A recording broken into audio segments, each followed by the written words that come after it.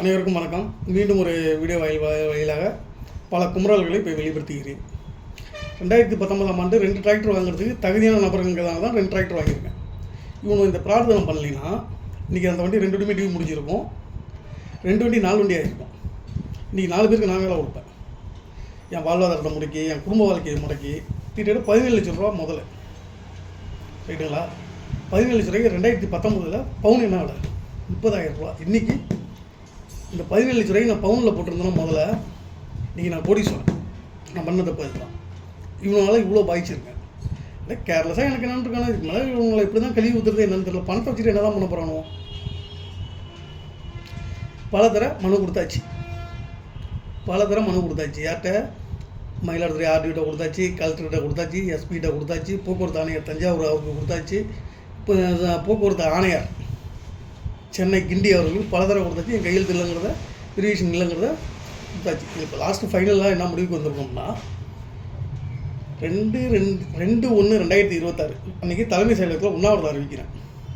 அன்று உண்ணாவிரதம் நடத்த போகிறேன். இல்லை கார்த்திக் ட்ரெயின் சூப்பரண்ட் கையெழுத்தே அவங்க போய் மிஸ்பேச் பண்ணுறாங்கன்னா கார்த்திக் போடுறானா அப்புறம் எந்த அளவுக்கு தில்லாலங்கிட்டு வேலை நடக்குது இங்கே. இதே இன்றைக்கி ஒரு சாதாரண விவசாயி, ஒரு சாதாரண குடும்பத்தை சேர்ந்தாலும் எனக்குங்கிறப்ப இது வரைக்கும் என் அரசு செவி சாய்க்கலை. இதே ஒரு எம்பிக்கோ எம்எல்ஏவுக்கோ இல்லை ஒரு ஐபிஎஸ் அதிகாரிக்கு நடந்துருந்ததுன்னா இது வரைக்கும் நடவடிக்கை இல்லாமல் இருந்திருப்பாங்களா? அரசு அதிகாரி அவன் ப்ரொமோஷன் போவான், அவன் லைஃபு போவான், அவனை பாதிக்குதுங்கிறீங்க. ரைட்டு, ஏற்றுக்கிறேன். இவனுடைய டிசிஆரை கூட திட்ட ஒரு 2.25 வருஷம் 3 வருஷமாக அவங்களால டிசிஆரை கூட கேன்சல் பண்ணி வைக்க முடியல, கேஸ் முடிகிற வரைக்கும். அப்போ அந்த இடத்துல நீங்கள் எவ்வளோ கைவிட்டல் வாங்குறீங்க? அரசு வழக்கறிஞர், ஹைகோர்ட் அரசு வழக்கறிஞர் தான் ஒப்புதல் வாங்கியிருக்கேன். நான் மனுதாரர், பாதிக்கப்பட்டவன். அதை எனக்கு அவங்களுடைய நகலை எனக்கு கொடுக்குறதுல உனக்கு என்ன பிரச்சனை? அப்புறம் நீ அந்த இடத்துல தப்பு பண்ணியிருக்க. அடி வயிற்றில் காணறதாலும் நான் பயப்படணும். தப்பு இல்லை. என் அடி வயிற்றில் காணல.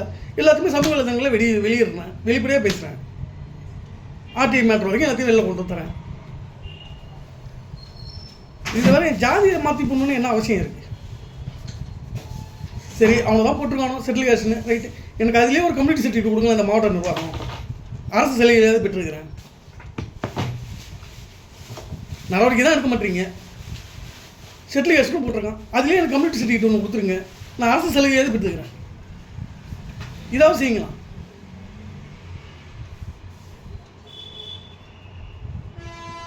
நீங்கள் எதுக்கு தான் நடவடிக்கை எடுப்பீங்க? திட்டமிட்டபடி 2/1/2026 அன்று தலைமை செயலகத்தில் உண்ணாவிரதம். அதற்குள் இதற்கு தீர்வு எட்டவில்லை என்றால் 2/1/2026 அன்று திட்டமிட்டபடி தலைமை செயலகத்தில் உண்ணாவிரதம் இருக்கிறேன் என்பதை இதன் வாயிலாக அனைவருக்கும் தெரிவித்துக் கொள்கிறேன். இதில் முக்கிய குற்றவாளி A1 Karthi, A2 Velmurugan, A3 Kannadasan, A4 Shanmugavel, A5 Ramkumar, A6 Nagarajan, A7 Eswaramoorthy, A8 Shanmuganathan PA. இவங்க தான் இதுக்கு முழு காரணம். A9 சூப்ரண்ட் அன்றைக்கி இருந்த சுந்தரமூர்த்தி. இவங்களுக்கும் நடவடிக்கை இல்லைன்னா என்ன தான் பண்ணுவீங்க? இதே ஒரு MP எம்எல்ஏ பிள்ளையாக இருந்தால், ஒரு எம்பிக்கே எம்எல்ஏக்கே எனக்கு நடந்த குற்றம் அனைத்தும் நடந்திருக்கு. இது வரைக்கும் இந்த அரசோ இல்லை இந்த அரசு அதிகாரிகளோ இந்த மாவட்ட நிர்வாகமோ நடவடிக்கை எடுக்காமல் இருக்குமா?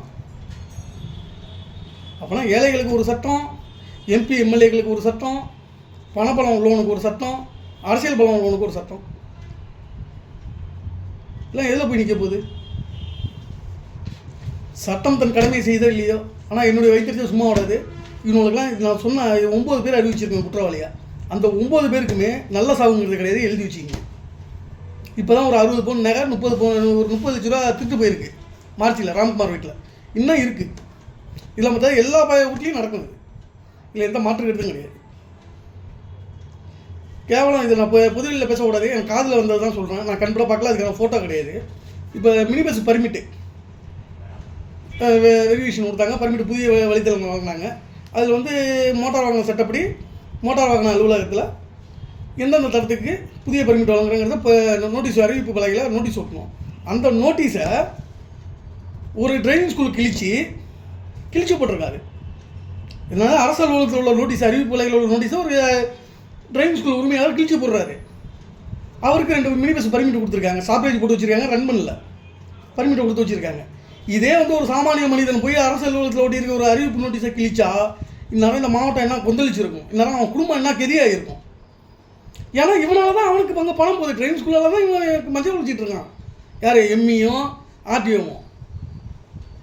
ஆர்டிஓக்கு பணம் போகிறது ஃபுல்லாக எம்இ இன்ஸ்பெக்டர் ராம்குமார் தான் பங்கு பிரிக்கிறது.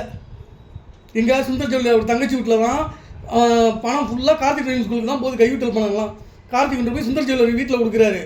சுந்தர் ஜவுளியில் நாய்க்கு பிச்சை போடுறதாட்டம் எம்இக்கு இவ்வளோது, ஆர்டிஓக்கு இவ்வளோது, பிஏக்கு இவ்வளோது, சூப்பரண்டுக்கு இவ்வளோதுன்ட்டு பாகம் பிரிவினை. ஏன்னா இது அலுவலகத்தில் வச்சு வாங்கினா விஜிலன்ஸில் எப்போன்னு இருக்காங்க கேஸ் போட. அதுவும் இப்போ கூடிய விரைவில் இந்த இப்போ நான் சொன்ன தகவலும் நடவடிக்கை பாய்ன்னு நினைக்கிறேன். பார்ப்போம், பொறுத்திருந்து பார்ப்போம் என்ன நடக்குதுன்னு. மீண்டும் அடுத்த வீடியோவில் வருகிறேன். நன்றி, வணக்கம்.